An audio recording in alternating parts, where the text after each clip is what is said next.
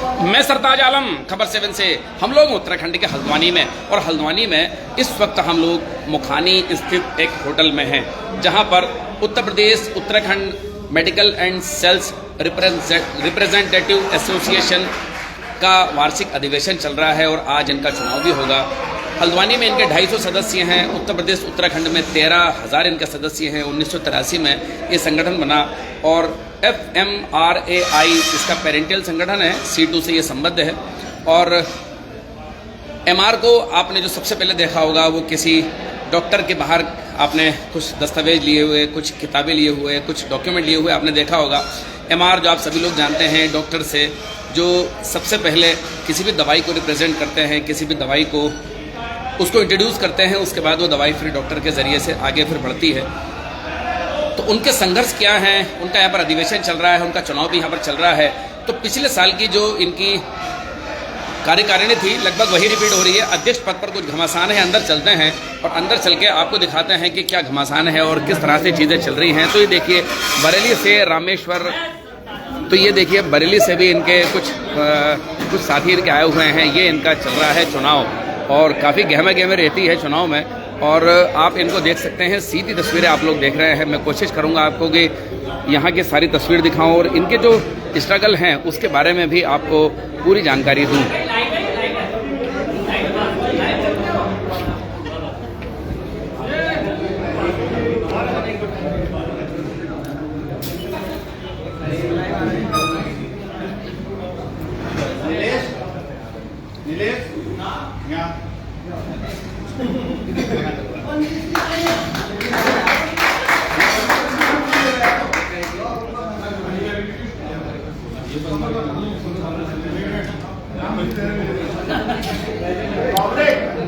जो पुराने अध्यक्ष हैं वो हैं रविंद्र कांडपाल, दूसरा नाम आया है सचिंद्र शुक्ला। अब देखते हैं इनमें किस पर सहमति बनती है। उपाध्यक्ष राजीव पाठक और दिनेश सनवाल, सचिव हैं जियाउल हक और महासचिव हैं रमेश पंत और उदय गुप्ता, कोषाध्यक्ष संजीव श्रीवास्तव और कुछ मेंबर हैं तन्मय जोशी, अंशुल शर्मा, नीलेश चौधरी, सौरभ रस्तोगी, गौरव बिष्ट, इस तरह के इनके सदस्य हैं। कई लोग हैं।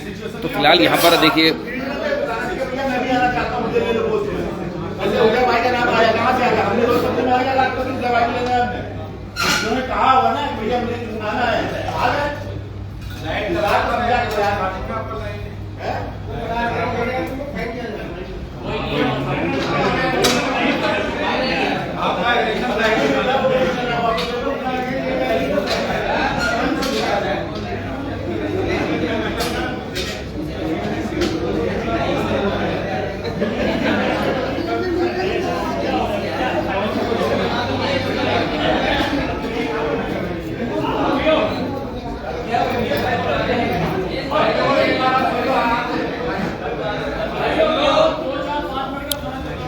पच्चीस 25,000 दवाई कंपनियां हैं जिसमें हज़ारों लाखों के हिसाब से एम्प्लॉय काम करते हैं, लेकिन उनके सामने बहुत सारी समस्याएं भी आती हैं। जैसे कि उत्तर प्रदेश उत्तराखंड में इन लोगों का आरोप है ये कि डॉक्टर के पास जाने से रोका जा रहा है। कई जगहों पर FIR, दिल्ली में तो FIR भी देखने को मिली। उसके अलावा कई उत्पीड़न झेलने को मिलते हैं इनको कंपनी मैनेजमेंट के जरिए से। कंपनी मैनेजमेंट पुराने लोगों को ज़्यादा पैसा देती है, लेकिन किसी भी बहाने से उनको निकाल फेंकती है क्योंकि बेरोजगारी ज़्यादा है। और फिर 10, 12, 15 हज़ार रुपये में नए जो रोज़गार चाहते हैं वो फिर वहाँ लग जाते हैं और उस तरह से फिर उत्पीड़न होता है। जो लेबर लॉज हैं उनको भी हल्का किया जा रहा है सरकार के जरिए से। आप सभी लोग जानते हैं इनकी नई नई समस्याएं इनकी ये सामने आती हैं, लेकिन फिर भी स्ट्रगल इन्हीं को करना होता है। जितनी दवाई कंपनियां हैं वो सभी MR के जरिए से चल रही हैं जो फील्ड में काम करते हैं, लेकिन फील्ड का जितना संघर्ष है वो अकेले उसी का हिस्से आता है। तो जो कार्यकारिणी होती है, अगर कभी मुश्किल आ जाए तो वही लोग साथ देते हैं। बरेली से तो इनकी कार्यकारिणी मुझे लगता है घटित हो गई है।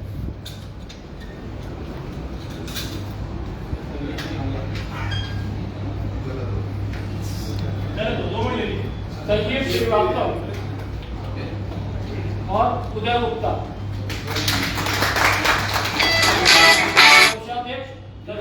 शुक्ला।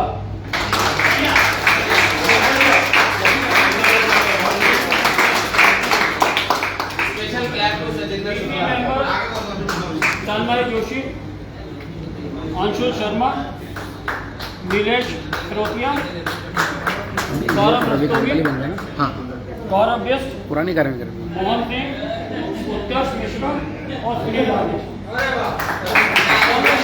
15 लोगों की कमेटी है और मैं एज ए स्टेट ऑब्जर्वर इसको अप्रूव करता हूँ।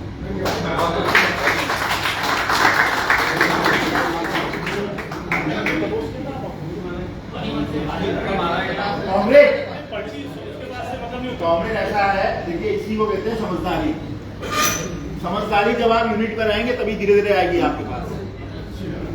हो सकता है किसी का मन दुखा हो, ऑब्वियसली होता है कि मैं अब जैसे शुक्ला जी कह रहे थे अभी कि मैं अध्यक्ष पद से विड्रॉ करता हूँ लेकिन सेक्रेटरी बनना चाहता हूँ। तो यार ये ऐसे थोड़ी होता है कि मैं रातों रात सपना आएगा कि मैं सेक्रेटरी किया अरे वो पहले बात होगा, छोड़ो इस बात, अब अगले साल की तैयारी करो।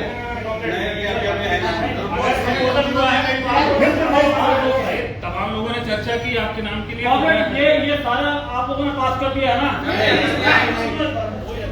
तमाम लोग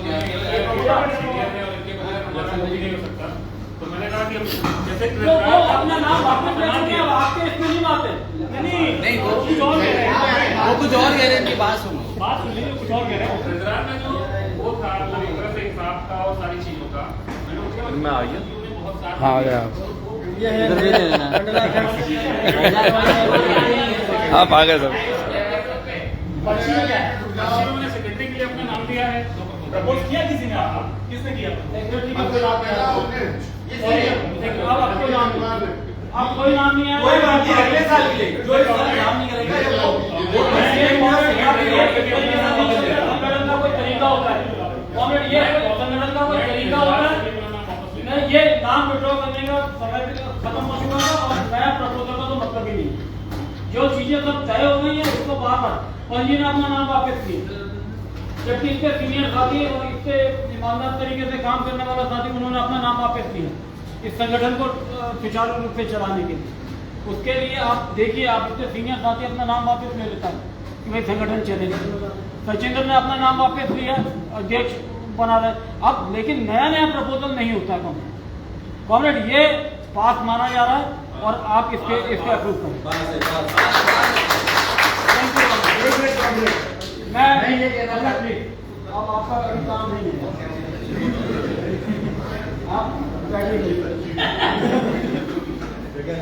कॉमरेड, मैं नए कमेटी के साथियों को एक एक करके बुलाना चाहता हूँ और ये कमेटी आपकी 2024 में ये काम करेगी और मैं उम्मीद करता हूँ ये कमेटी आप सबको मिला जुला कर बेहतरीन तरीके से इस यूनिट को फंक्शन कराएगी। अध्यक्ष पद पर कॉमरेड रविकांत पाल, उपाध्यक्ष पद पर राजीव पाठक,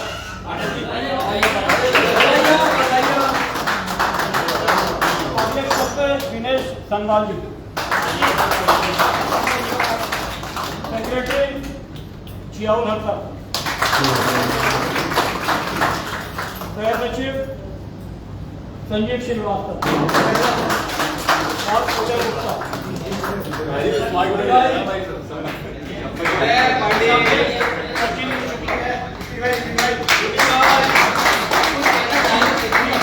मेंबर तन्मय जोशी।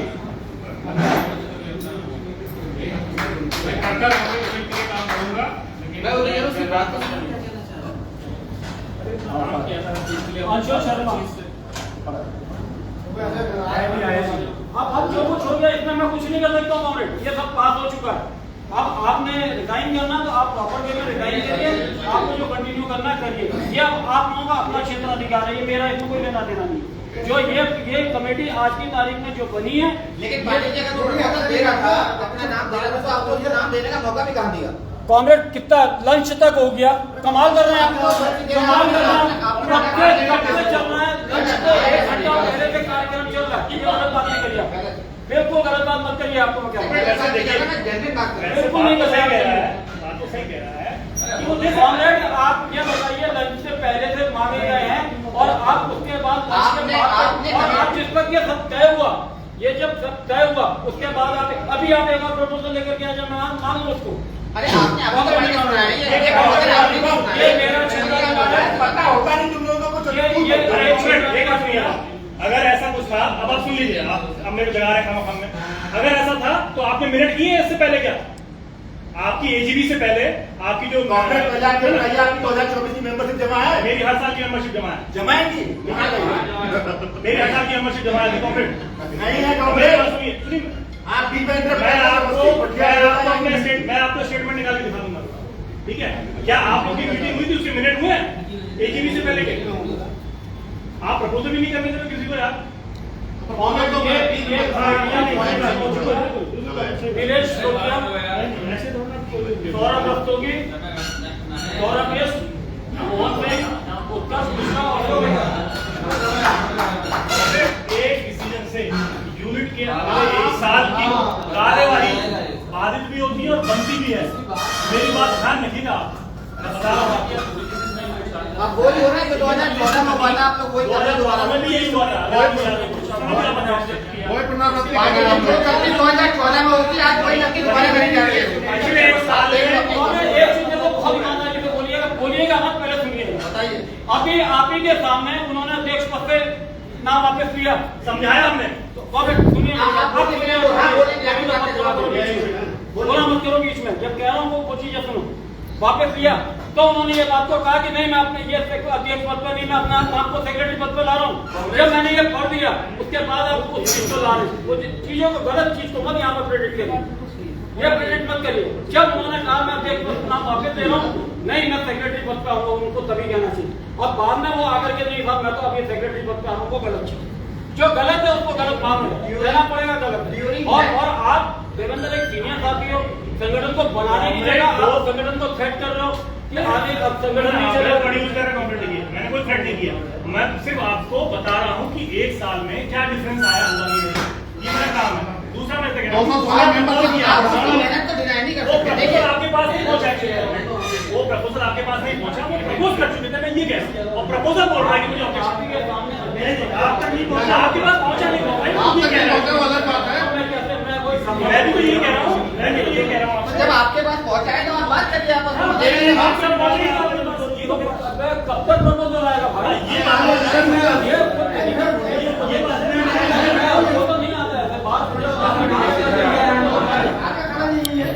देखिए, लोकतंत्र इसी को कहते हैं कि वाद विवाद हो सके। कुछ पदों पर कुछ लोग असहमति है, इसी कारण ये बातचीत भी हो रही है। अभी बरेली साहेब रामेश्वर ये बोल रहे थे कि देखिए हमारे संगठन में लोकतंत्र है, सबको अपनी बात कहने का हक है।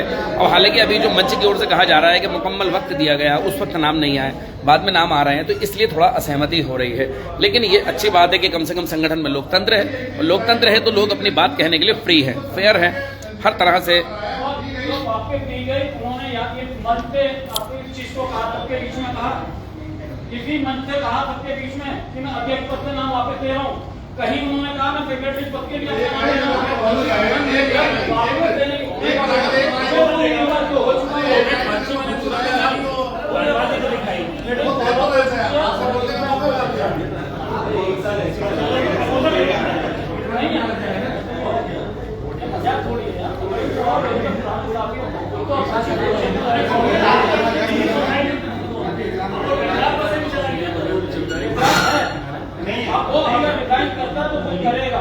लेकिन अगर ये इन शर्तों से अगर संगठन कोई चल रहा है तो संगठन नहीं चलता मेरे भाई। अभी आज की तारीख में वो ट्रेजरर यहाँ से डिक्लेयर किया गया, रिजाइन करेगा तो वो ऐसे ट्रेजरर रिजाइन करेगा। बिल्कुल सही। 216 मेंबर थे सचिंदर शुक्ला की एक्टिव का प्रमाण है, तो इसीलिए उनको ये तो अगर वो 1 ही साल की तो 5 साल के लिए थोड़ी बना रहे हैं उसको। 1 साल के बाद अगर अच्छा काम नहीं करेगा तो मैं क्या करूँगा? आप एकदम जियाउल हक के नाम पर कोई भी किसी का भी विरोध नहीं था। अब ये कहते हैं कि सचिव पद के लिए दूसरा नाम आएगा, अब नहीं आएगा, अब बिल्कुल नहीं आएगा।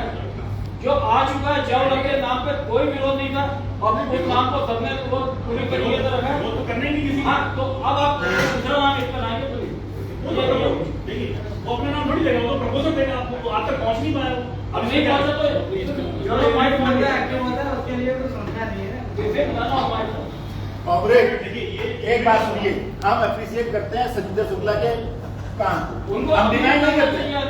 मैं आप इस साल ट्रेजर का पद संभालिए, अगले साल आपको जो चाहिए वो मैं गारंटी देता हूँ, मैं उनको दूंगा। बहुत बढ़िया। मैं महाप्रसाद मंडल में बैठा तभी कह रहा हूँ, मैं पहले बोल चुका था। लेकिन देखो मैंने भी समझा ना कि प्रेसिडेंट के लिए मैं नहीं हूँ। आपको सेक्रेटरी आपको पता है, एक मिनट, आपको पता है कि यूनिट में अध्यक्ष की कोई औकात नहीं होती है, मेन होता है सेक्रेटरी। की आप अपने बगल में बैठे देवेंद्र सिंह से पूछ सकते हैं, भारत का प्रधानमंत्री होता ताकतवर राष्ट्रपति नहीं होता। अब वो सेक्रेटरी की तो अध्यक्ष से दूसरी जिम्मेदारी है। अब ये देखिए, एक मिनट, सेक्रेटरी रिपोर्ट उन्होंने अंतर्राष्ट्रीय बताई प्रयागराज यूनिट से, इनके मेडिकल से कोई साथी रहे होंगे, इतनी मोटी बना दी। मैंने उससे कहा पीएस को ब्रीफ करते तो तुम्हारा गला सूख जाएगा, 2 घंटे तो सेक्रेटरी को पढ़ने में लग जाएंगे। मेन काम सेक्रेटरी का होता है, ये दोनों करने के लिए। लेकिन अगर उसका एक बात आपने सुनी, विड्रॉ करने की अच्छी बात है कि वो आपने सुनी, लेकिन जो प्रपोजल है, प्रपोज उसने करना है, मैंने नहीं करना। उसने प्रपोज किया, वो बात आप तक नहीं पहुंच पाई, तो एक यूनिट का 1 साल का कार्यकाल इस 2 क्षण में आप निर्णय नहीं ले सकते। यूनिट की जिम्मेदारी कल को 1 साल। मैं क्या कह रहा हूँ, मैं मेरी बात तो सुनो। मैं उनसे कह रहा हूँ जून का महीना है, जून का महीना है, 8 महीने और कर लो इसका काम भेजा है आपको। अगले साल जो बनना वो आप बनने तैयार है, मैं सबके सामने गारंटी दे रहा हूँ। चलो और बताओ, इससे बड़ी गारंटी कोई होती है क्या? आ जाओ, सही है।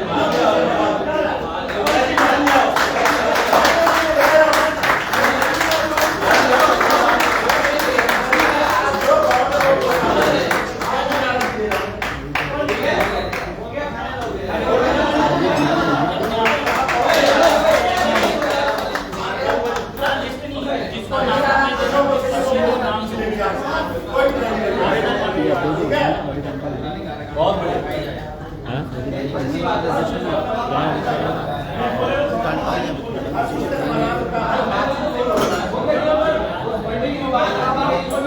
रवि कांडपाल ना, हाँ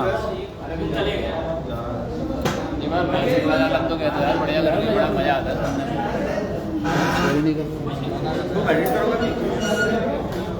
बोल नहीं रहा तो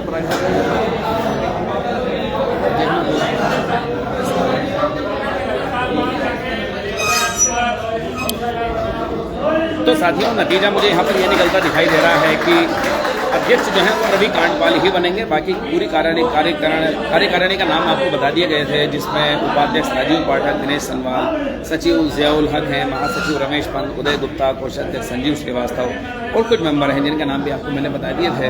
और बात यहाँ पर ये चल रही थी कि वक्त निकलने के बाद कुछ लोगों के नाम यहाँ पर पेश किए गए थे, जिसको कि मना किया गया, और जो कार्यकारिणी पहली वाली थी वही उसको रिपीट किया गया। सहमति असहमत होना देखिए लोकतंत्र का पार्ट है, और उसकी खूबी यहाँ पर नजर आ रही थी।